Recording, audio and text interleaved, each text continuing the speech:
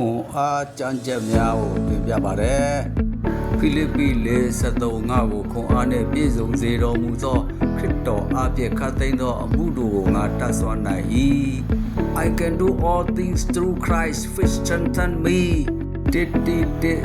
စနစ်ထိုတရားကိုငါ၌အားပေးတော်မူသည်ဖြစ်၍ငါကိုခွန်အားနှင့်ပြည့်စုံစေတော်မူသောငါတို့သခင်ယေရှုခရစ်ကျေးဇူးတော်ကိုငါချီးမွမ်း၏ဆာလံ18:30ထိုဘုရားသခင်သည်ငါကိုခွန်အားကပန်းနှင့်စီး၍ငါသွားလမ်းကိုဖြောက်စေတော်မူ၏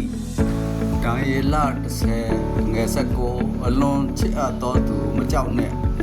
ငြိမ်သက်ခြင်းရှိပါစေအားရှိလော့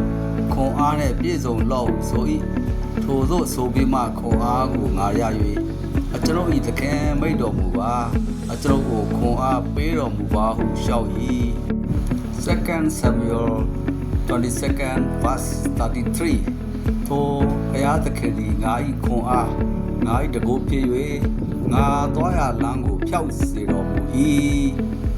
ဖတ်ရှုသွားသောနှုတ်ကပတ်တော်များ၌စိတ်ဓာတ်ခွန်အားရကြပါစေသောအာမင်